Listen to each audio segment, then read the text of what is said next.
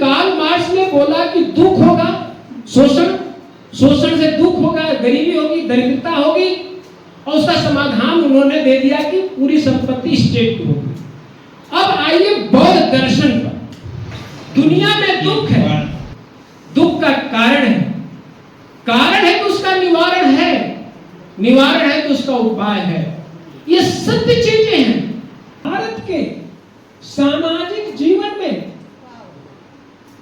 Social life में दलित, अछूत, अस्पृश्य और हरिजन ये सब हिंदू नहीं है।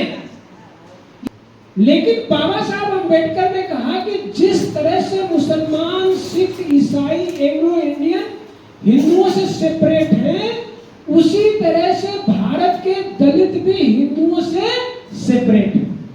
इसी आधार पर गांधी और अंबेडकर पर मतांतर हुआ और अल्टीमेटली बाबा साहब अंबेडकर ने इस बात को सिद्ध कर दिया 1931 में कि क्यों आप भारत के दलितों को हिंदू कहते हैं, क्या कारण है?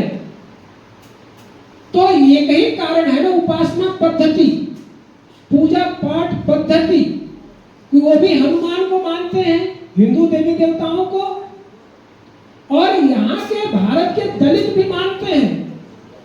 तब बाबा साहब अंबेडकर ने कहा इस आधार पर ये नहीं कह सकते कि ये हिंदू हैं, ये तो समान धर्मी है। एक नया वर्ड, समान धर्मी है।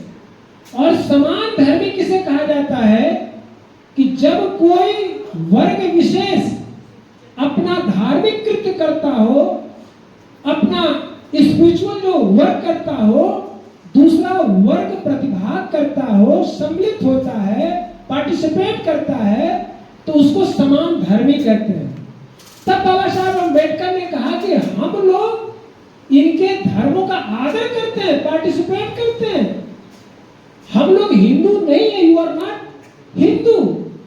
जो आज का जो विषय है संगोष्ठी का, revisit of doctor Bhimrao Ambedkar speech 1956, इस विषय पर जो चर्चा होने जा रही है, इस संगोष्ठी में उपस्थित हमारे परम पूज्य भिक्षु जो उपस्थित हैं, उनको नमन करते हुए, वंदनामी करते हुए, आज की अध्यक्षता कर रहे द बुद्धिस्ट युवा ग्रुप के चेयरमैन सर, और आप सबके बीच में मुझे इंडिया से जोड़ने वाले रिस्पेक्टेड डॉक्टर केशव मान शाक्य सर, जो आशापुर बुद्धिस्ट फाउंडेशन के बहुत ही सक्रिय कार्यकर्ता हैं, उनको नमन करते हुए, अभी विषय वस्तु पर बहुत अच्छा प्रकाश डाल रहे थे राजेंद्र अस्सर, उनका अभिवादन करते हुए, वंदन करते हुए, और आप सभी का वंदन करते हुए, स्पेशली आप तो स्पेशल है ही हैं, जो मुझे आज काठमांडू में, मैं भारत का हूँ, नेपाल में मुझे आने का अवसर दिया, और आप सबसे जो इंटरनेशनल जो रिलेशन डेवलप हुआ उसके लिए धन्यवाद देते हुए, इस अवसर को मैं अपने जिंदगी का गोल्डन अपॉर्चुनिटी फील करते हुए आपका अभिवादन करता हूँ। मैं उन साथियों का भी अभिवादन कर रहा हूँ जो हमारे साथ इंडिया से आए, अशोक प्रबुद्ध जी, आदरणीय मोहन बौद्ध जी, आदरणीय संतोष जी, आदरणीय प्रशांत जी, आदरणीय रामहर्ष जी, आदरणीय वीरेंद्र जी, आदरणीय धर्मेंद्र जी, आदरणीय विवेक रंजन जी, सम्मानित उषा शास्त्री जी, जो राष्ट्रीय अध्यक्ष बहुजन बोधि समाज संघर्ष समिति की है, आदरणीय उषा बौद्ध जी, आदरणीय रितु जी, आदरणीय संस्कृति जी, एवं सभी का अभिवादन करते हुए अब मैं बातचीत को प्रारंभ करता हूं। मेरे सम्मानित विद्वानों, बाबा साहब भीमराव अंबेडकर जब इस विश्व बौद्ध परिषद जो काठमांडू में आयोजित थी, जब उनका स्पीच होना था और हमारे विद्वान वक्ताओं ने जो पहले भूमिका को रख रहे थे, उन्होंने बहुत अच्छे ढंग से इसको रखा है। हम 2-3 बिंदुओं पर आप सबका ध्यान आकृष्ट करना चाहेंगे। पहला कि बाबा साहब भीमराव अंबेडकर जब काठमांडू में आए और उनका स्पीच यहाँ स्टार्ट होने वाला था, तो उनकी स्पीच को हम लोग 4-5 खंडों में उसको बांट सकते हैं। पहले हम लोग उनकी भूमिका को समझें, को भूमिका कैसे रखें। फिर एक बात और चलेगी कि बाबा साहब भीमराव अंबेडकर कार्ल मार्क्स और बुद्ध के दर्शन में समानता क्या बताते हैं। फिर दूसरा पार्ट हम लोगों का होगा आपस में समझने का बाबा साहब अंबेडकर के स्पीच को, कि कार्ल मार्क्स और बुद्ध में अंतर क्या है। अगर इस चीज को यदि हम लोगों ने आज अंतरराष्ट्रीय स्तर पर इस युग में नहीं समझा, तो हम लोग बाबा साहब अंबेडकर के सपने को, बुद्ध के सपने को, बुद्ध के दर्शन को आगे नहीं बढ़ा पाए। तो 2 बातें हुई कि समानता क्या था, दूसरी बात हुई कि असमानता क्या है, तीसरी बात आएगी कि बाबा साहब अंबेडकर का कार्ल मार्क्स जो साम्यवाद पर उन्होंने सवाल क्या किया, क्या सवाल उनके हैं जो बाबा साहब अंबेडकर ने कार्ल मार्क्स के साम्यवाद पर सवाल खड़ा किया। इस चीज को भी समझना पड़ेगा। दूसरा पॉइंट, इसके बाद और पॉइंट जब आएगा कि भारत में ही नहीं, नेपाल में बौद्ध धर्म का पतन क्यों हुआ, जब इतना विशाल हमारा बौद्ध धर्म था। फिर आपका जो अंतिम चरण जो होगा बाबा साहब अंबेडकर के स्पीच का, मेरा स्पीच नहीं होना है, हम किसी लायक नहीं है, हम तो बाबा साहब अंबेडकर के जो स्पीच थी उसी को हम आपको एक तरह से रिवाइव कर दें, और आज रिविजिट जो डॉक्टर बाबा साहब भीमराव अंबेडकर 1956 का जो स्पीच है उसी पर हम लोग उनकी चर्चा करने जा रहे हैं। तो उन्होंने कहा कि हमारा बुद्ध दर्शन कैसे अस्थाई, कैसे भरोसे लायक है, कैसे मॉडर्न है। अब बुद्ध दर्शन कल भी मॉडर्न था, आज भी मॉडर्न है और सदियों सदियों तक मॉडर्न रहेगा। ये बाबा साहब भीमराव अंबेडकर का कथन। इसी स्पीच को हम अब भूमिका के तौर से आपके सामने रखने जा रहे हैं। जब बाबा साहब अंबेडकर विश्व बौद्ध परिषद जो 1956 20 नवंबर को थी और उसकी अध्यक्षता कर रहे थे डॉक्टर जेपी मलाल शेखर, जो श्रीलंका से थे। बाबा साहब अंबेडकर को जो स्पीच देना था इस काठमांडू के अंदर कि बौद्ध धर्म में अहिंसा का क्या स्थान है, एक टॉपिक था। लेकिन हमारे विद्वान जो अभी जो वक्ता आए थे उन लोगों ने बड़ा अच्छा ढंग से बात रखा कि कैसे सब्जेक्ट चेंज हुआ। यहाँ पर विद्वान कुछ लोगों से डिस्कशन हुआ और बाबा साहब अंबेडकर का जो विषय हो गया कार्ल मार्क्स एंड बुद्धा, और कार्ल मार्क्स और बुद्धा को समझना कितना जरूरी था। तो इसलिए बाबा साहब अंबेडकर को उन लोगों ने आमंत्रण किया, प्रतिनिधियों ने, कि आप इस विषय पर बोले। हालांकि बाबा साहब अंबेडकर ने जो सब्जेक्ट तैयार किया था बौद्ध धर्म में अहिंसा का स्थान, लेकिन सब्जेक्ट चेंज हुआ, कार्ल मार्क्स और बुद्ध पर बोलना था। बाबा साहब अंबेडकर जब वो प्रवेश किए, बहुत वैभवशाली राज दरबार में ये विश्व बौद्ध परिषद आयोजित थी, और बाबा साहब अंबेडकर आए तो उनका स्वागत के लिए बर्मा के चीफ जस्टिस उन चान टून थे जो लोगों को रिसीव किया, उनकी पत्नी भी रिसीव की, और सभी वहां पर जैसे हमारे परम पूज्य भंते जी बैठे हैं, उसमें भंते चंद्रमणि जी थे, भंते अमृतानंद जी थे, और सारे लोग मंचासीन हुए। और बाबा साहब अंबेडकर ने जब कार्ल मार्क्स और बुद्ध पर बोलना शुरू किया भूमिका पर, तो बाबा साहब अम्बेडकर ने एक बात कहा कि कार्ल मार्क्स का साम्यवाद महान ही नहीं, विस्तृत भी है और बहुत जटिल भी है। इसीलिए तो दुनिया के अधिकांश देश इससे प्रभावित हैं। इतना जटिल है, विश्व के अधिकांश देश प्रभावित हैं। ऐसी स्थिति में दुनिया के अधिकांश देश प्रभावित है, ये बात तो समझ में आती है। लेकिन बौद्ध राष्ट्र के युवा भी, यंग जनरेशन भी आपके कार्ल मार्क्स से प्रभावित थी। और जब मैं यहां आया, जब यंग आपके बुद्धिस्ट यंग ग्रुप का जब ये मुझे निमंत्रण मिला कि ये जो बौद्ध युवा समूह का ये जो कार्यक्रम है, तो मुझे अति प्रसन्नता हुई कि बाबा साहब अम्बेडकर ने कहा कि बौद्ध राष्ट्र के युवा भी इससे अभिभूत है, साम्यवाद से।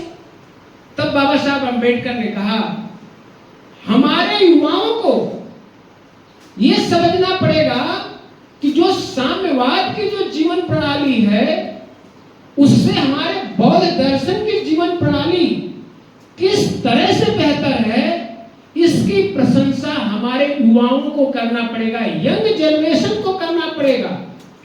यंग जनरेशन जब करेगी तभी ये कहा जा सकता है कि पूरी दुनिया में बौद्ध दर्शन या बौद्ध धर्म का भविष्य उज्जवल रहेगा।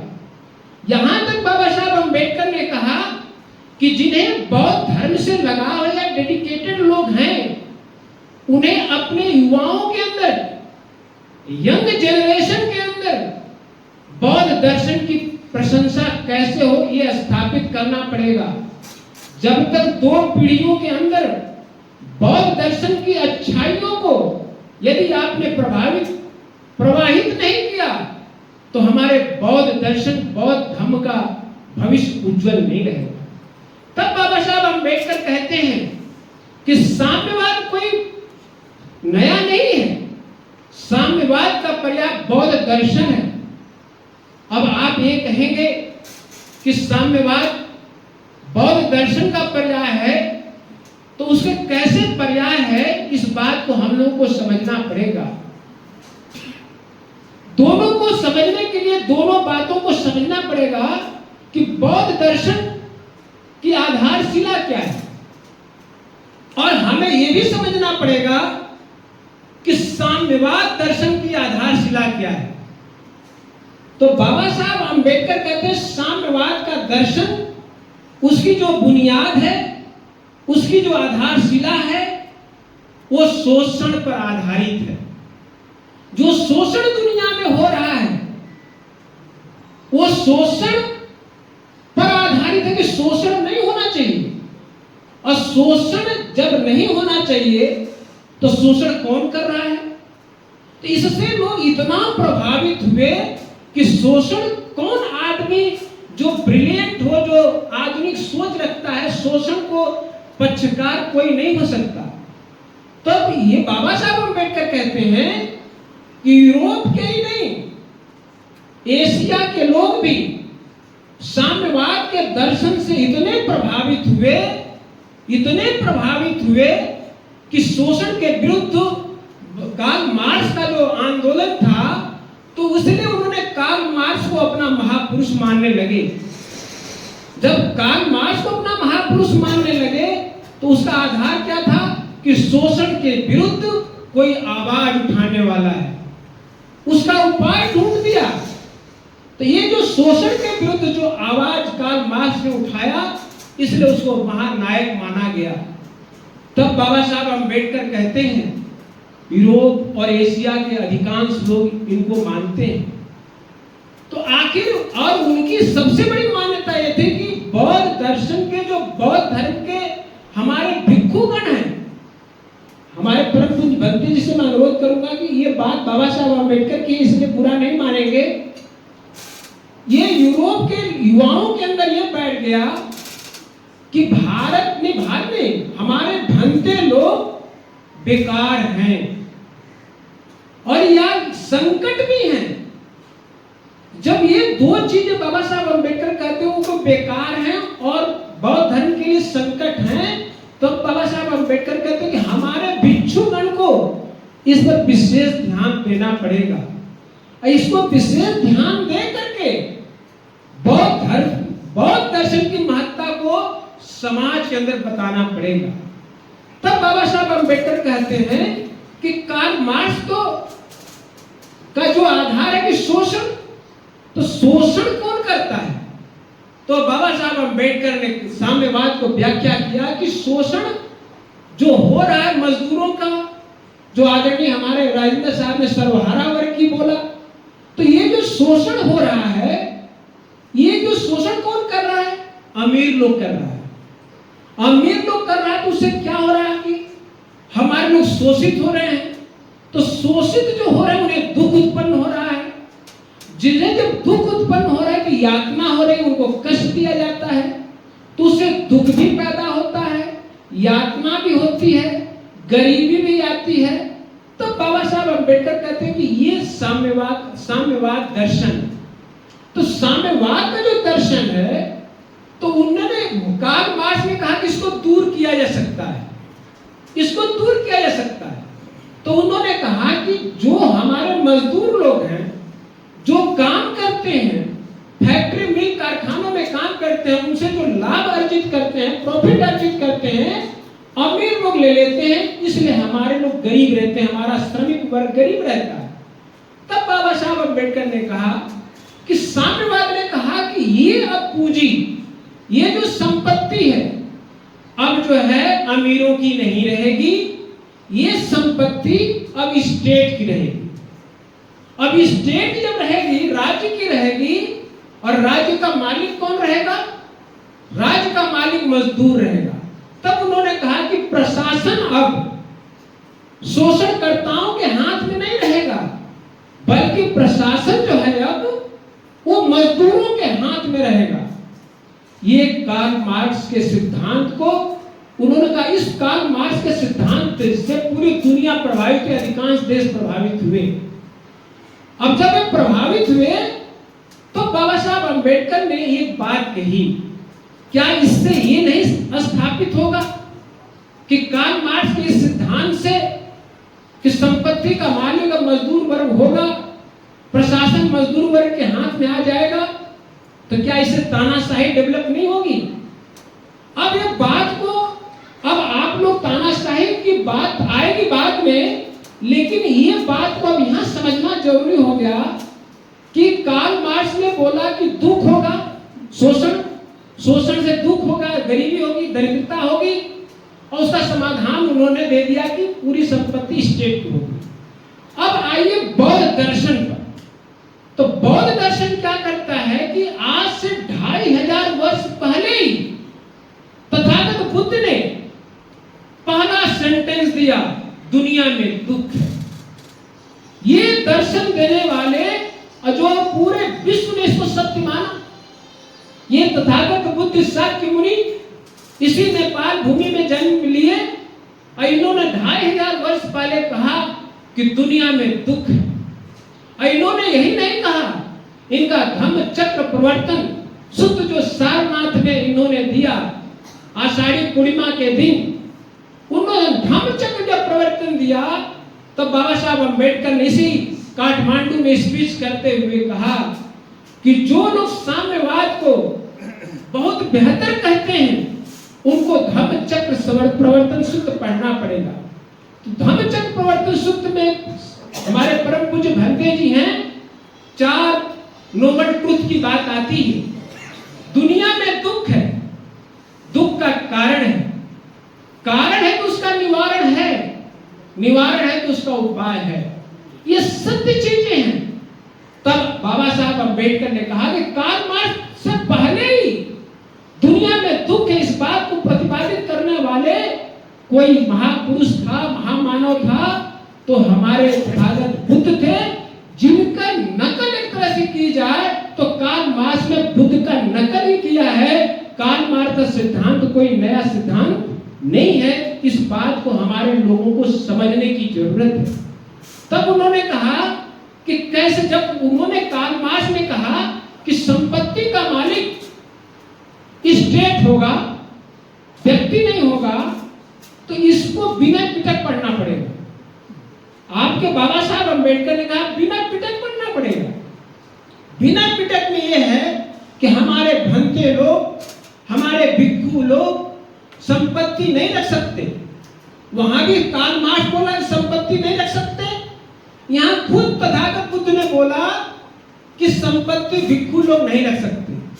तो बिना पिटक में हमारे भिक्षु लोगों के लिए संपत्ति न रखने का आदेश तो ऑलरेडी बुद्ध ही कर। ये तो लोकतंत्र की एक असली पहचान है कि हमें हमारे पास संपत्ति का झगड़ा ही नहीं हो।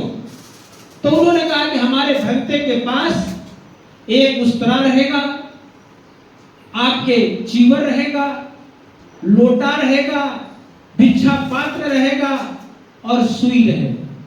ये ऑलरेडी बिना पिटक में जीवन हमको कैसे भंते लोगों को जीवन व्यतीत करना है, संपत्ति का मालिक नहीं लगा। ये तो ऑलरेडी जो कार्ल मार्क्स ने कहा वो ऑलरेडी बुद्ध ने कहा। तो ये आपके शोषण दुख, जो शोषण को लेकर आधार माने, और तथागत बुद्ध ने दुख का आधार माना, और इस दुख से मुक्ति पाने के लिए संपत्ति के अधिकार उन्होंने भंते लोगों को नहीं दिया। इसलिए यहाँ पर समानता है। इसलिए कार्ल मार्क्स कोई नया नहीं है। कार्ल मार्क्स का जो साम्यवाद है वो पूरा का पूरा बुद्ध के थ्योरी पर आधारित है। इसको उन्होंने हमारे शाक्य मुनि तथागत बुद्ध ने स्थापित किया। अब दूसरी बात आती है कि आखिर दोनों में असमानता क्या है। What is the difference between Karl Marx theory and बौद्ध थ्योरी? इसको समझना कि डिफरेंस क्या है। अभी तो मैंने आप कहा कि दुख और शोषण एक ही चीज है जो समानता है। अब असमानता इस बात की है कि कार्ल मार्क्स ने कहा कि संपत्ति कोई निजी नहीं रहेगी, सारी संपत्ति स्टेट की होगी। लेकिन तथागत बुद्ध ने कहा उपासक पर लागू नहीं हो सकता है, सभी लोगों पर लागू नहीं होगा कि निजी संपत्ति ना रखें। तो बाबा साहब अंबेडकर ने कहा उपासक निजी संपत्ति रख सकते हैं। ये बात को बाबा साहब अंबेडकर ने बोला, निजी संपत्ति रख सकते हैं। आप जो ज्यादा मेहनत करता है, वो ज्यादा अर्जित करता है, उसके मूलभूत अधिकार को कैसे छीन सकते हैं। कोई हट्ठा कट्ठा आदमी हो, कोई 12 घंटा काम करता है, कोई 4 घंटे काम करता है, कोई आलस्य में डूब करके सो रहा है, तो दोनों को आप बराबर कर देंगे। तो अब आप ये सोचिए कि जस्टिस क्या बोलता है। एक आदमी काम में करे, एक आदमी 24 आवर में आपको 12 आवर काम करे, तो क्या उसकी मजदूरी बराबर रहेगी? न काम करने वाला और काम करने वाले को क्या आपको नहीं लगता है डिमोरलाइज कर रहे हैं कार्ल मार्क्स? इसलिए उन्होंने बाबा साहब अंबेडकर ने कहा कि व्यक्ति को निजी संपत्ति रखने का राइट है, वो रख सकता है। ये है कार्ल मार्क्स और बुद्धा में सबसे बड़ा अंतर। इसको हम लोग को बहुत बारीकी से समझना पड़ेगा। और बाबा साहब अंबेडकर और असमानता की बात करते हैं। ये तो रहा संपत्ति का। अब आपको ये समझना है कि कार्ल मार्क्स और बुद्ध दर्शन में क्या असमानताएं हैं। बाबा साहब अंबेडकर ने कहा कि कार्ल मार्क्स का जो सिद्धांत है उस पर उन्होंने कहा कि साम्यवाद से मेरा सवाल है। सवाल यह है कि क्या कार्ल मार्क्स का सिद्धांत तानाशाही को इस्टेब्लिश नहीं कर रहा है? क्या तानाशाही को स्थापित नहीं कर रहा है? क्या साम्यवाद में तानाशाही नहीं है? तो साम्यवाद के लोगों ने कहा कि हम तानाशाही को पसंद नहीं करते हैं। तब बाबा साहब अंबेडकर ने कहा फिर ये मजदूरों की तानाशाही क्यों? इसका उत्तर साम्यवाद में नहीं मिला। इस बात को समझिएगा। बाबा साहब ने कहा कि क्या ये तानाशाही नहीं है मजदूरों की? तो उन्होंने कहा कि जरूरी है इस समय संपत्ति अमीरों से लेना है। इसलिए आज की परिस्थितियां ये है कि मजदूरों की तानाशाही जब तक नहीं होगी तब तक वो संपत्ति अमीरों से हम लोग छीन नहीं सकते। इसलिए तानाशाही जरूरी है। तब बाबा साहब अम्बेडकर ने कहा कि तानाशाही जरूरी है। तो फिर मेरा सवाल है, इसमें क्या लोकसभा में प्रतिनिधित्व होगा? लोकतंत्र की बात आई, यहां भी साम्यवाद चुप रहा। यहां तक साम्यवाद से सवाल बाबा साहब अम्बेडकर का था कि यहां वोट देने का अधिकार होगा, यहां भी साम्यवाद चुप था। फिर बाबा साहब अम्बेडकर का सवाल था कि क्या साम्यवाद में प्रजातंत्र रहेगा? ये भी, यहां पर भी साम्यवाद चुप था। तो उन लोगों ने खाली ये कहा कि इस समय जरूरी है अमीरों से संपत्ति लेने के लिए, सभी का सवाल उनके पास नहीं था। फिर बाबा साहब अम्बेडकर ने एक सवाल और किया कि मैं मान लेता हूं कि अमीरों से संपत्ति लेने के लिए आज तानाशाही जरूरी है साम्यवाद में, लेकिन ये कब तक चलेगा? 10 साल, 20 साल, 50 साल, कब तक साम्यवाद यहां पर चुप रहा? तब बाबा साहब अम्बेडकर ने कहा कि मैं मान भी लेता हूं कि अमीरों की संपत्ति मजदूरों में आ जाएगी, आज ये तानाशाही जरूरी है, और मान लीजिए कि समतलीकरण हो गया, इसके बाद क्या भविष्य होगा साम्यवाद का? यहां पर भी आपके साम्यवाद चुप था। तब यहां पर 2-3 चीजों का साम्यवाद चुप था, और आज जरा देख लीजिए साम्यवाद। अब तक बाबा साहब अम्बेडकर ने कहा साम्यवाद हिंसा पर आधारित है, साम्यवाद जबरदस्ती पर आधारित है, साम्यवाद कट्टरता पर आधारित है। लेकिन बुद्ध का दर्शन, बुद्ध का न्याय, बुद्ध की थ्योरी मैत्री पर है, करुणा पर है, प्रज्ञा पर है। ये बुद्ध का दर्शन है। मोहब्बत पर है। तो बुद्ध ने कहा दुनिया में आप हासिल यदि तलवार के बल पर कर लिया, हिंसा के बल पर रख लिया, लेकिन सदा सदा के लिए उसे सुरक्षित नहीं कर सकते। यदि चाहते हो इस देश के अंदर, पूरी दुनिया के अंदर मानवता को संरक्षित करना चाहते हो, तो इसे आपको मैत्री, करुणा, प्यार, मोहब्बत पर ही करना पड़ेगा। इसलिए तथागत बुद्ध ने कहा दुनिया में सारे परिवर्तन का जो मूल आधार है वो वैचारिक परिवर्तन यदि समाज के अंदर हो जाए तो समाज अस्थायी हो जाए। और समाज अस्थायी करने के लिए क्या है?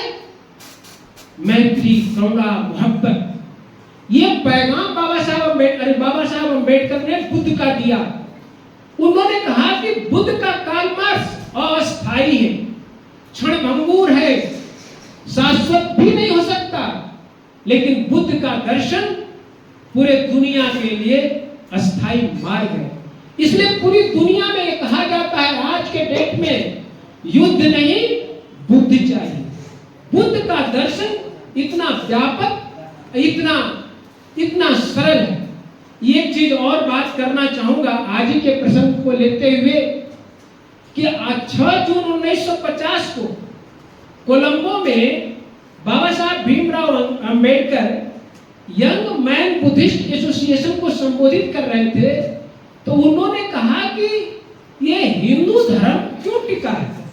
उन्होंने कहा कि उनका जो आचरण है बड़ा आसान है, लेकिन बौद्ध धर्म का आचरण थोड़ा कठिन है।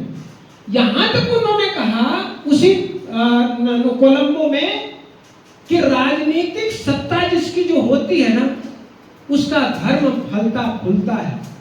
क्योंकि इसी नेपाल में जब भारत के अंदर बाबा साहब अम्बेडकर कहते हैं इसी 1956 को कि भारत के अंदर जब बौद्ध धर्म का दर्शन समाप्त हुआ, बौद्ध धर्म जब विलुप्त हुआ, उसी समय नेपाल में बौद्ध धर्म अपनी चरम सीमा पर था। लेकिन यहाँ का पॉलिटिकल सिचुएशन अनुकूल न रहने के कारण इस नेपाल से भी बौद्ध धर्म थोड़ा पतन हुआ।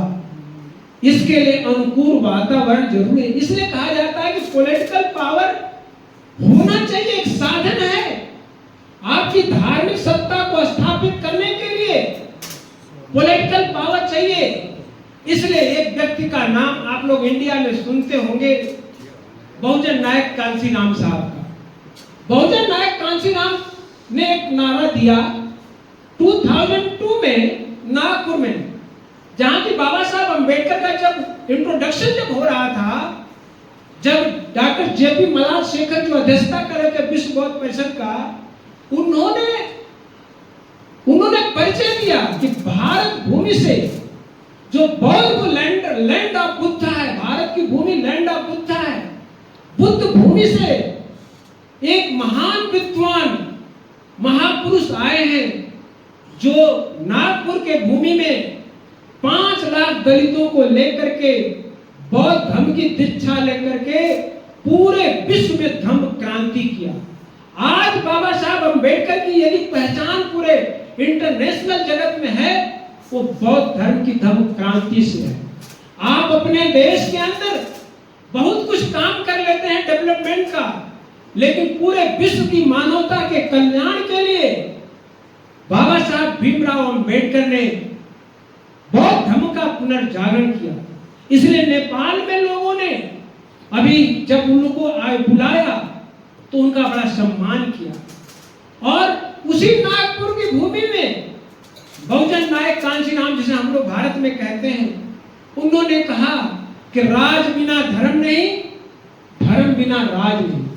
जिसकी राज सत्ता होती है उसकी धर्म सत्ता होती है, और जिसकी धर्म सत्ता होती है उसकी राज सत्ता होती है। दोनों में से कोई भी पहले आ सकता है, कोई भी पहले आ सकता है।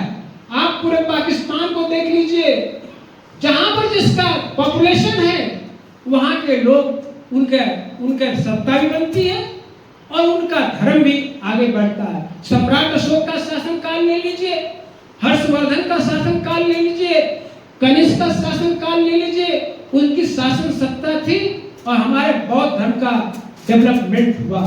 इसलिए हम लोगों को इस बात पर फोकस करना चाहिए कि विचारधारा क्या है, क्योंकि व्यक्ति महत्वपूर्ण नहीं होता, उसकी आइडियोलॉजी महत्वपूर्ण होती है। तो आप तथागत को 2500 साल पहले जन्म लिए और उनका शरीर समाप्त हो गया, लेकिन विचारधारा इतनी स्ट्रांग है कि लोग बुद्ध को मार देना चाहते हैं, लेकिन आप जैसे महान बुद्ध के उपासक उपासिकाएं, हमारे भंते लोग बुद्ध धर्म को मरने नहीं दे रहे हैं। ये बहुत बड़ी क्रांति है, ये बहुत बड़ी क्रांति है जिसके आप उसके सारथी हैं। आप ही के कंधे पर हमारा बौद्ध धर्म चल रहा है। बौद्ध धर्म को समझना हो तो हम लोग इस बात को ध्यान में रखना पड़ेगा कि कार्ल मार्क्स और बुद्ध के दर्शन को अगर कंपेयर करते हैं हम लोग, अगर साधारण शब्दों में बिल्कुल लेमैन की भाषा में, तो कार्ल मार्क्स को आप कह सकते हैं बाबा साहब बुद्ध ने रिस्पेक्ट का आंदोलन चलाया, सम्मान का आंदोलन चलाया, मानव कल्याण के लिए आंदोलन चलाया। कार्ल मार्क्स को आप नहीं कह सकते कि पूरी दुनिया में मानव कल्याण, एक अमीर का गुनाह खाली इतना है कि पैसा ज्यादा कमा लिया, उसके साथ प्रेम नहीं होना चाहिए, उसके साथ करुणा नहीं होना चाहिए। तब बाबा साहब अम्बेडकर इसको समझाते हैं और हम लोग अपने शब्दों में समझते हैं। कार्ल मार्क्स ने कहा दुनिया में रोटी, कपड़ा और मकान की जरूरत है। हम लोगों को इजीली समझ में आ गया कहां एक व्यक्ति की भौतिक नीडें क्या होती है, रोटी, कपड़ा और मकान। बुद्ध का दर्शन ये कहता है कि जरूरी है, लेकिन इसके साथ सम्मान भी जरूरी है। अगर रोटी, कपड़ा, मकान मिल जाए, हम लोग गुलाम भी कोई हो, उसको रोटी, कपड़ा, मकान मिलता है तभी वो जीवित रहता है, लेकिन उसके साथ रिस्पेक्ट नहीं मिलता। इसलिए बात समझना है कि कार्ल मार्क्स का सिद्धांत और बौद्ध दर्शन को समझना है। इसी 1956 के स्पीच से तो कार्ल मार्क्स केवल पेट तक आके रुक गया। मैं आपसे अपने शब्दों में इसको व्याख्या करूं तो कार्ल मार्क्स केवल पेट तक आके रुक गया, लेकिन बुद्ध का दर्शन नाक तक गया। अगर कोई व्यक्ति आप लोगों में से, हम लोगों में से अपने पेट पर हाथ रखे और कुछ न बोले, तब आप समझ जाते हैं कि ये भूखा है, इसको भूख लगी है। लेकिन वही व्यक्ति नाक पर अपना हाथ रखे तो आप समझ जाते हैं कि सम्मान का मसला है। इसलिए मैं अपील करता हूं कि आपका पेट भरे या ना भरे, हम लोग भूखे पेट रहें, हम लोग मर जाएं, लेकिन अपने सम्मान के साथ समझौता न करें। ये बाबा साहब भीमराव अम्बेडकर का संदेश है और ये कार्ल मार्क्स बुद्धा पर लागू होता है। और हमारे बौद्ध धर्म के इतने बड़े दर्शन को कैसे फेल हुआ, इस पर बाबा साहब अम्बेडकर कहते हैं कि हमारा बौद्ध दर्शन जो फेल यदि हुआ भविष्य में, तो हमारे इसके जिम्मेदार यदि कोई होगा तो बौद्ध भिक्षु लोग होंगे। क्योंकि बौद्ध भिक्षु का काम उन्होंने बताया कि उनका बहुजन हिताय बहुजन सुखाय, चरक भिक्षुवे चारिकम बहुजन हिताय बहुजन सुखाय। उनको अपने धम्म के प्रचार में आगे चलना पड़ेगा। ये बाबा साहब अम्बेडकर ने बड़ी भूमिका दी। और एक बात उन्होंने कहा, एक थ्योरी और बाबा साहब अम्बेडकर ने समझाया कि आखिर ये बौद्ध धर्म के लोग यदि संगठित रहेंगे तो उनका शासन व्यवस्था कैसे चलेगा। एक बार अजात शत्रु वज्जी पर विजय करने की योजना बना रहा है कि वज्जी पर हम लोग विजय हासिल कर लें, तो तथागत बुद्ध से अजात शत्रु का दूत जाता है, मैसेंजर जाता है, तथागत बुद्ध से पूछता है कि तथागत हम लोग वज्जी पर आक्रमण करना चाहते हैं, उसको जीतना चाहते हैं। तो बाबा साहब तब तथागत बुद्ध ने कहा, क्या वज्जी के लोग आपस में मिलजुल करके निर्णय लेते हैं? क्या डेली बैठ के करते हैं? क्या संघ में रहते हैं? तो अजात शत्रु ने कहा, हाँ भक्ति जी, हाँ तथागत। तब उन्होंने कहा कि वज्जी पर विजय हासिल करना नामुमकिन है। यदि हम लोग संघ में रहे, आज जिस तरह से आज नेपाल की भूमि पर आप लोगों को मुझे पा करके हमें इतनी हैप्पीनेस फील हो रही है, मुझे ये बड़ा संयोग डॉक्टर केशव मान सर का है कि हमारी मुलाकात गुजरात में हुई थी। अब गुजरात की भूमि पर हम भी नहीं जानते थे, न ये भी मेरे को जानते थे, लेकिन ये संघ की ताकत, वहां भी संघ था और संघ की ताकत से एक दूसरे से मुलाकात हुआ। इन्होंने आज इस भरी महफिल के अंदर इतने विद्वान लोगों के साथ मुझे जोड़ने का जो अवसर दिलाया है, उसके लिए केशव मान जी का मैं हृदय से स्वागत अभिनंदन करता हूं। मेरे साथियों, एक थ्योरी और भी आपको समझना पड़ेगा, अनित्यवाद। अनित्यवाद की भी थ्योरी यही 1956 में बाबा साहब अम्बेडकर ने इसी काठमांडू ने बताया कि जब मैं आपके बर्मा में गया था तो वहां एक बुद्ध विहार से रोड तक एक सड़क को सीधा करना था। तो उन लोगों ने क्या किया, वहां के उपासकों ने क्या किया, या वहां के हमारे धर्मगुरु क्या किए कि बिहार से लेके सड़क सीधा रस्सी बांध दिए, एक लोहे गाड़ करके इधर यहाँ बनाया, एक उधर। तो बाबा साहब अम्बेडकर पूछते हैं कि मुझे बड़ा आश्चर्य हुआ कि आखिर इतना मकान पड़ेगा, किसी का खेत पड़ेगा, तो लोगों का विरोध। तब वहां के लोगों ने कहा कि यहाँ पर लोग हर चीज को अनित्य मानते हैं। कोई चीज, nothing is a permanent, everything is a temporary.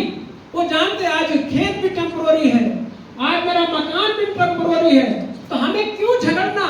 तो बुद्ध ने जो दर्शन दिया कि झगड़ना नहीं है, न्याय मिले, जस्टिस मिले।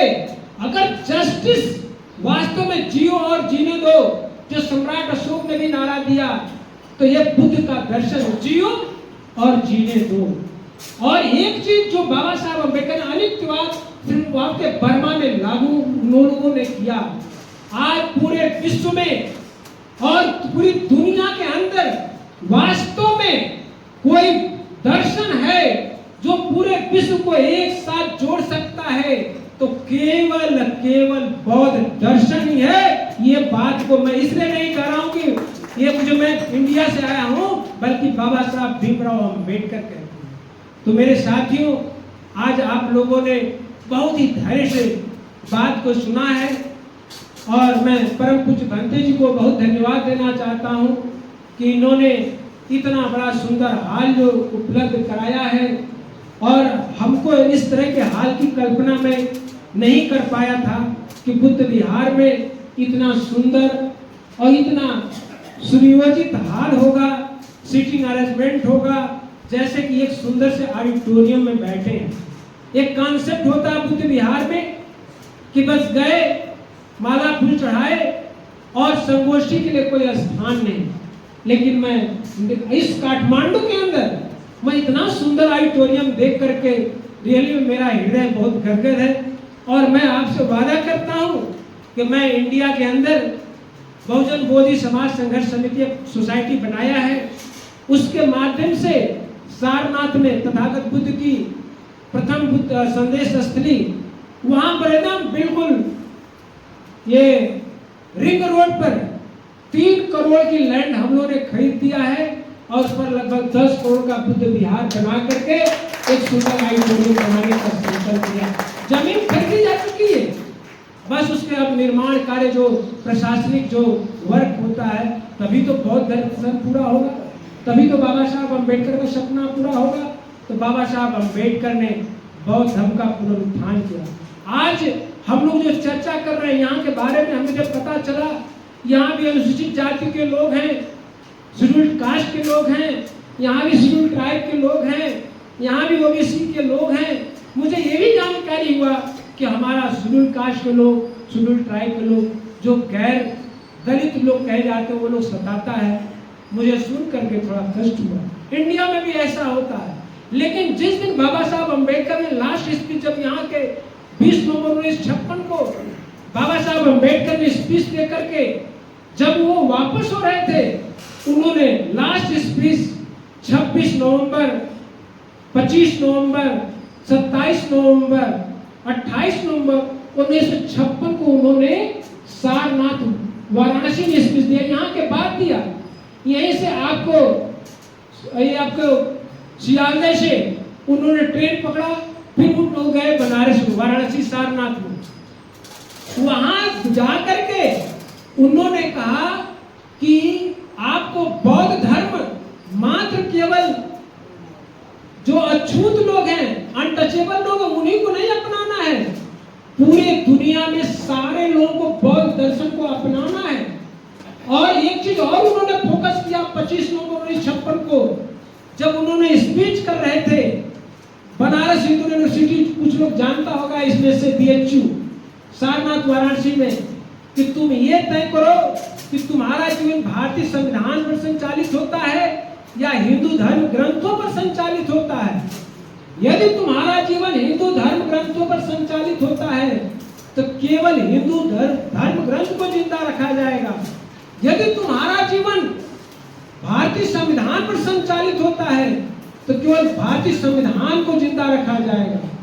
आज वो नेपाल पर हो, चाहे वो पूरे दुनिया पर लागू हो, तो भारत के परिप्रेक्ष्य में जब बात आई कि हम लोगों का जीवन भारतीय संविधान पर संचालित होता है, तब बाबा साहब अम्बेडकर ने कहा कि यदि तुम्हारा जीवन भारतीय संविधान पर संचालित होता है तो उसी को जिंदा रखना, यदि तुम्हारा जीवन हिंदू धर्म पर संचालित होता है तो केवल उसी को जिंदा रहना।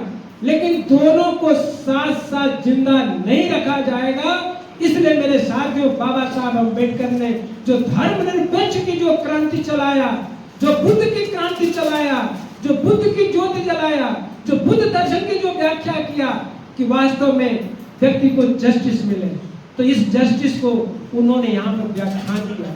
जो कार्ल मार्क्स का सिद्धांत है बहुत ही अस्थायी है, और आप लोग पूरी दुनिया में देख लीजिएगा, चाहे नेपाल में देख लीजिएगा, इसका भविष्य बहुत अच्छा नहीं है।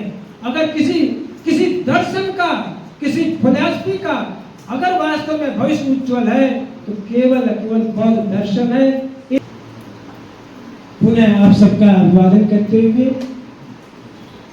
रिस्पेक्टेड अशोकानंद जी का जो क्वेश्चन था, पहले तो हम सभी क्लियर हो जाए कि क्वेश्चन एक्चुअल में क्या था। अभी मैं उधर बुलाया था अशोकानंद जी को। अशोकानंद जी का कार्ल मार्क्स और बुद्ध पर क्वेश्चन नहीं है, एकदम मेरे विषय से हटकर। जो इंडिया के परिप्रेक्ष्य के अंदर क्वेश्चन है और बहुत ही सेंसिटिव और बहुत ही आवश्यक क्वेश्चन है जो सबको जानना आवश्यक है। तो इनके माध्यम से आप सबके बीच में जो बाबा साहब भीमराव अंबेडकर बहुत ग्रेट पर्सनालिटी थे और उनका विरोध जो कर रहे थे गांधी जी, इसको समझना जरूरी है। गांधी जी, नेहरू जी, तो पहली चीज जो हम लोगों को ये समझना है कि भारत में जो अनटचेबल थे, बहुत ध्यान से बात को समझिएगा क्योंकि इंडिया के परिप्रेक्ष्य के अंदर बात है।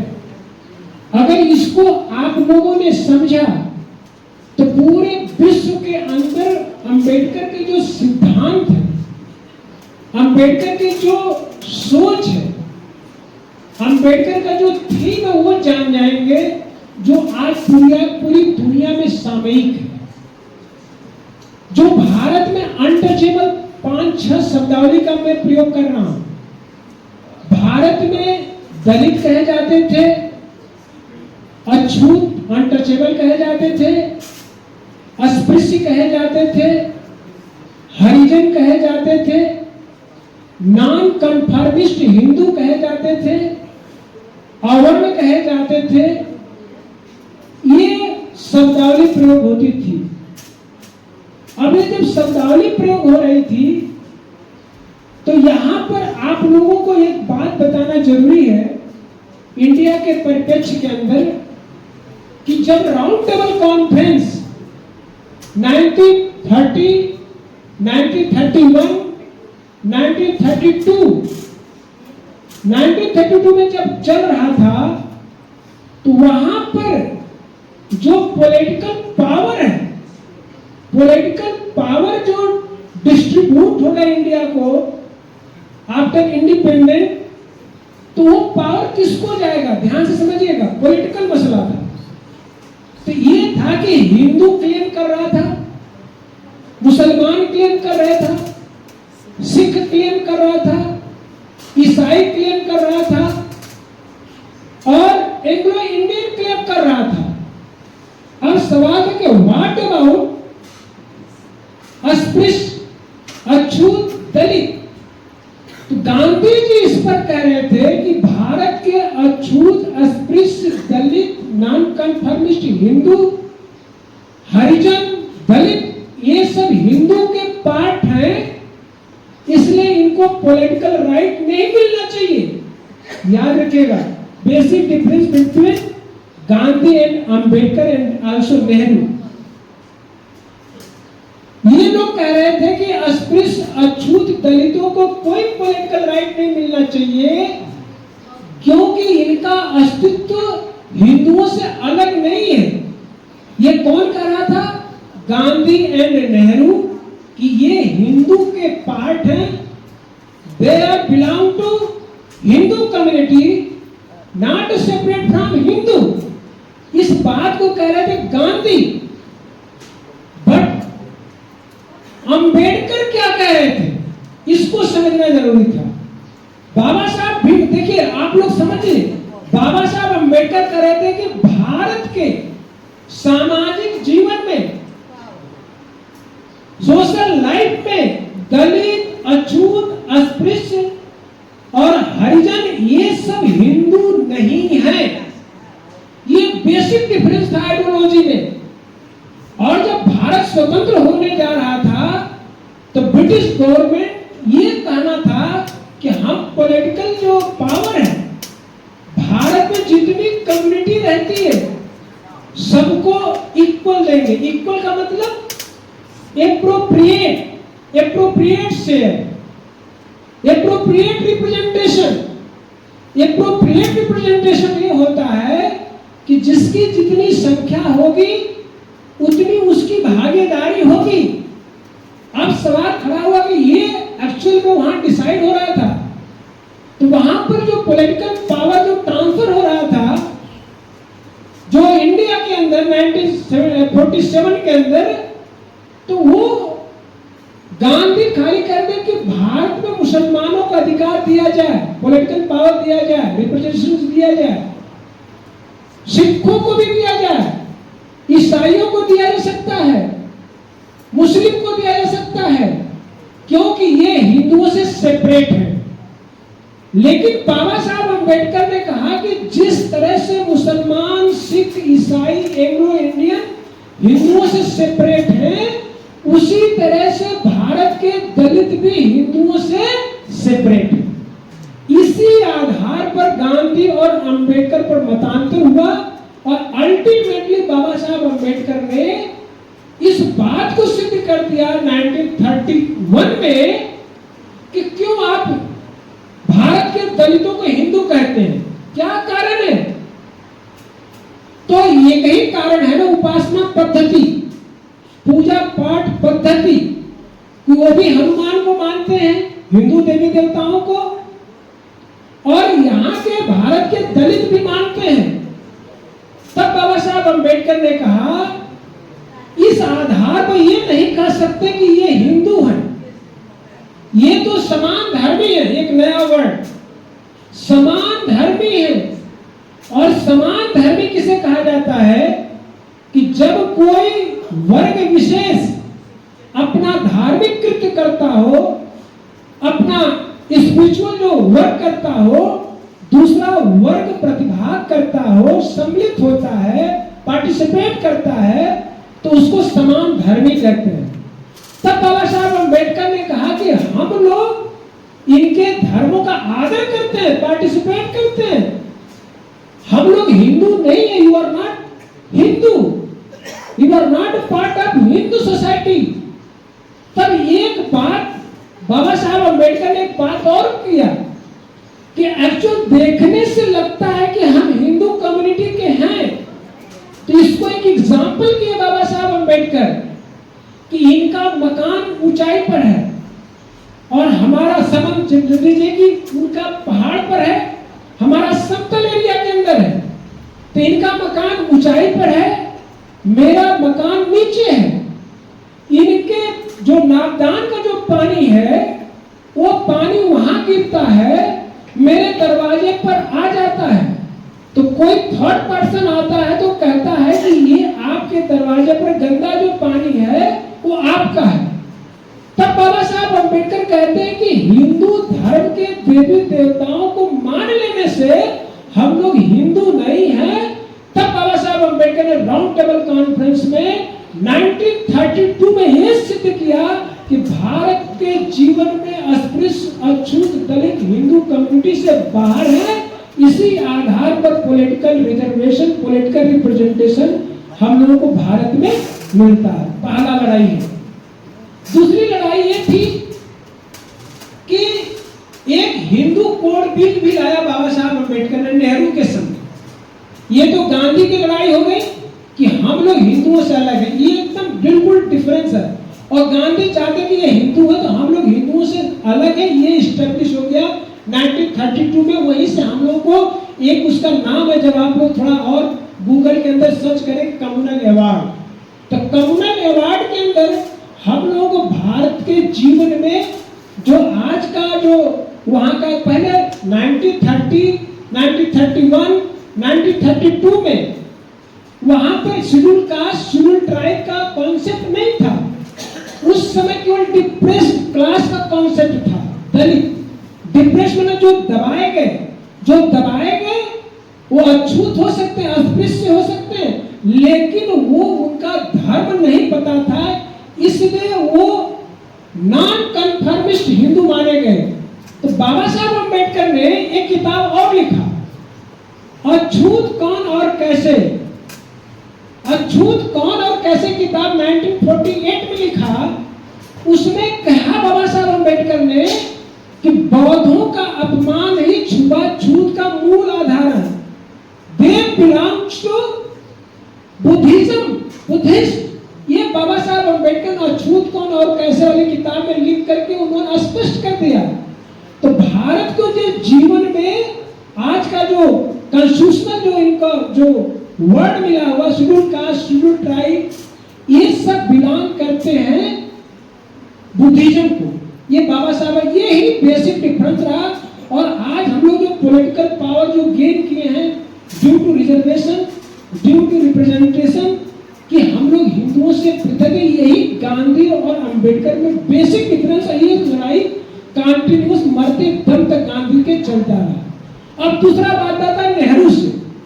नेहरू के समय बाबा साहब अंबेडकर ने 1951 में हिंदू कोड बिल इंट्रोड्यूस किया लोकसभा के अंदर। उन्होंने कहा कि भारत के जीवन में महिलाओं को दो राइट नहीं है। हालांकि वैसे कई राइट है, लेकिन हम दो पर फोकस करेंगे। एक तो उन्हें तलाक लेने का अधिकार नहीं है। पति 10 शादी करे, 15 शादी करे, किसी भी कोई भी अवगुण हो, स्त्री बढ़ जा गई है बस शादी में पशु की तरह, तो उसका जो है कि एक तरह से मतलब उसका जीवन नरक हो गया। तो बाबा साहब अंबेडकर ने कहा ये कैसी आजादी। तो महिलाओं को स्वतंत्र करने के लिए 1951 से पहले भारत में महिलाओं को तलाक लेने का अधिकार नहीं था। वो एक तरह से स्लेव थी, गुलाम थी शादी के नाम पर। तब बाबा साहब अंबेडकर ने कहा ये मानवता का हनन है। तब उन्होंने इंट्रोड्यूस बिल किया, हिंदू कोड बिल, बहुत फेमस बिल है। और जब ही उन्होंने हिंदू कोड बिल महिलाओं को ये जो राइट की बात है तलाक लेने, not only schedule caste, schedule tribe womens, ये सभी वुमेन्स के लिए था। लेकिन हिंदुओं ने कहा कि ये तो हमारी पूरी व्यवस्था बर्बाद हो जाएगी, जो हम लोग इनको गुलाम बनाए हुए महिलाओं को, ये तो हमारी पूरी संस्कृति सनातन धर्म नष्ट हो जाएगा। तब बाबा साहब अंबेडकर ने इस बात को कहा कि हमें महिलाओं के सम्मान से समझौता नहीं करना है। और अल्टीमेटली पहला राइट की डिमांड किया महिलाओं को तलाक का अधिकार। दूसरा डिमांड किया संपत्ति का अधिकार नहीं था महिलाओं को। 1951 तक भारत में महिलाओं को संपत्ति का अधिकार नहीं था। जिस महिला पुरुष से संपत्ति का अधिकार ना हो, प्रॉपर्टी का राइट ना हो, क्या आपको लगता है कि वो स्वतंत्र जीवन जी सकती हैं? वो तो स्लेव है। ये नेहरू ने एक्चुअल में इसको पास होने नहीं दिया अपनी सरकार को बचाने के चक्कर में। इसलिए बाबा साहब अंबेडकर ने रिजाइन कर दिया। और रिजाइन करने का यह प्रभाव पड़ा कि पूरे भारतवर्ष में ये बहुत मैसेज गया कि डॉक्टर अंबेडकर बहुत महान व्यक्ति तो है ही है, तो उसको टुकड़े टुकड़े में भारत में महिलाओं को संपत्ति का भी अधिकार मिल गया, भारत में महिलाओं को तलाक लेने का भी अधिकार मिल गया। ये बात बेसिक डिफरेंस उसमें नेहरू और गांधी, नेहरू एंड बाबा साहब अंबेडकर में थी। स्पेशली हम लोगों को दो चीजें समझना है कि अगर पूरे एक लाइन एक सेंटेंस में बोलना हो तो भारत के सामाजिक जीवन में दलितों का हिंदुओं से कोई लेना देना नहीं। वो हिंदू नहीं है बल्कि बौद्ध हैं। ये कौन कहता है? बाबा साहब भीमराव अंबेडकर। गांधी कहते हैं ये दलित हिंदू हैं। ये बेसिक डिफरेंस है। और ये लड़ाई पूरे जीवन काल तक चलती रही। तो आज मैं समझता हूं कि ये पूरे भारतवर्ष में आज जब भी वहां पर धर्म परिवर्तन करने में, आज भी जो वहां का स्टेट गवर्नमेंट है, सेंट्रल गवर्नमेंट है, उसने कहा कि अगर आप धार्मिक धर्म परिवर्तन की बात करते हैं सामूहिक रूप से तो आपको 7 साल की सजा होगी। अब सवाल उठता है, तब ये जो अभिव्यक्ति है वहां के कॉन्स्टिट्यूशन में धार्मिक स्वतंत्रता, जब हम भारत के संविधान को पढ़ते हैं तो भारत के संविधान में जो उसकी जो प्रस्तावना है, जो प्रियम्बल है, उस प्रियम्बल में लिखा है कि हम भारत के लोग, ये कोई देवी देवता का मसला ही नहीं है, कि हम भारत के लोग भारत को एक लोकतंत्रात्मक गणराज्य बनाने के लिए प्रभुता संपन्न, समाजवादी, धर्मनिरपेक्ष एवं उसके समस्त नागरिकों को आर्थिक, सामाजिक, राजनीतिक, न्याय, विचार, अभिव्यक्ति, धर्म और उपासना की स्वतंत्रता, जो स्पेशली फोकस की बात की गई है, ये है। लेकिन जानते हैं जिसकी राज सत्ता होती है उसी की धर्म सत्ता होती है, और जिसकी धर्म सत्ता होती है उसी की राज सत्ता होगी। जब उनकी राज सत्ता आई, जैसा कि आप लोगों को मालूम है कि भारत के अंदर क्या चल रहा है भी पता है, वहां का विंग इस समय अम्बेडकर विरोधी ही कह सकते हैं, इसमें कोई ना समझने वाली बात नहीं। वो चाहते हैं कि हिंदू राष्ट्र बने, जिससे कि जो दलित वहां कहे जाते हैं वो गुलाम रहे, जो राइट मिला पॉलिटिकल राइट वो न मिले, उनकी स्वतंत्रता चली जाए। तब बाबा साहब अम्बेडकर ने कहा कि भारत में जब वो 1931 की बात पुनः लागू हो जाती, तब बाबा साहब अम्बेडकर कहते हैं भारत स्वतंत्र हो, आप चाहते हैं, हम तो भारत में तुम्हारी गुलामी जी रहे हैं। एक तो हम भारत में हिंदुओं की गुलामी जी रहे हैं और एक गुलामी आपका जी रहे हैं। तो भला एक गुलाम को स्वतंत्र कर देने से दूसरा गुलाम कैसे स्वतंत्र होगा? आजादी मिले या ना मिले, पहले हमें हिंदुओं से आजादी मिलनी चाहिए, तभी भारत को स्वतंत्र किया जाना चाहिए। ये गांधी और अंबेडकर में बेसिक डिफरेंस था। वो आजादी चाहते थे, लेकिन किसी कीमत में हिंदुओं का गुलाम बनकर नहीं। तो बाबा साहब अम्बेडकर ने कहा, इसलिए बाबा साहब अम्बेडकर को कहा जाता है कि ये अम्बेडकर भारत को आजाद करने के पक्ष में नहीं थे। तब बाबा साहब अम्बेडकर ने कहा, आप कहते हैं कि स्वतंत्रता जन्मसिद्ध अधिकार है। तब बाबा साहब अम्बेडकर ने कहा, अस्पृश्यों की स्वतंत्रता, जिसे दलित कहा जाता है, इनकी भी स्वतंत्रता हमारा जन्मसिद्ध अधिकार है। यहां तक बाबा साहब अम्बेडकर ने कहा कि जब देश हित में और अंबेडकर के हित में टकराव आएगा, कोई कॉन्फ्लिक्ट हो जाएगा, तो हम अंबेडकर के हित को छोड़ देंगे, देश हित को सर्वोपरि मानेंगे। लेकिन जिस दिन देश हित में और ये जो दलित सोसाइटी कही जाती है, इनके बीच में टकराव हो गया, तो अंबेडकर देश हित को छोड़ देगा, अपने समाज के हित को सर्वोपरि मानेगा। ये बाबा साहब अम्बेडकर 1931 की। इसलिए भारत के अंदर बाबा साहब भीमराव अम्बेडकर को लोग अपना मसीहा मानते हैं, अपना उद्धारक मानते हैं, क्योंकि उन्होंने व्यक्तिगत सुख सुविधाओं की बात नहीं सोचा, व्यक्तिगत अचीवमेंट की बात नहीं किया। होल सोसाइटी जो डिप्रेस्ड है, जिसका शोषण हो रहा है, उसको बाबा साहब अम्बेडकर ने जिया और उनको सम्मानजनक जिंदगी दिलाया। और नॉट ओनली पॉलिटिकल राइट, उन्होंने सम्मान की जिंदगी जीने के लिए, अछूत न रहे, अस्पृश्य न रहे, दलित न रहे, उन्होंने सम्मान की जिंदगी जीने के लिए कहा कि तुम अछूत नहीं हो, अस्पृश्य नहीं हो, दलित नहीं हो, तुम इस देश के मूल निवासी बौद्ध हो। ये बाबा साहब भीमराव अम्बेडकर ने ये दर्शन देकर बौद्ध क्रांति किया है। ये है अंतर गांधी और अम्बेडकर में। तो आज मैं समझता हूँ कि अशोकानंद सर के जो प्रश्न के माध्यम से आप सबसे भी बात करने का मौका मिला। पुनः आप सबको धन्यवाद। नमो बुद्धाय, जय भीम।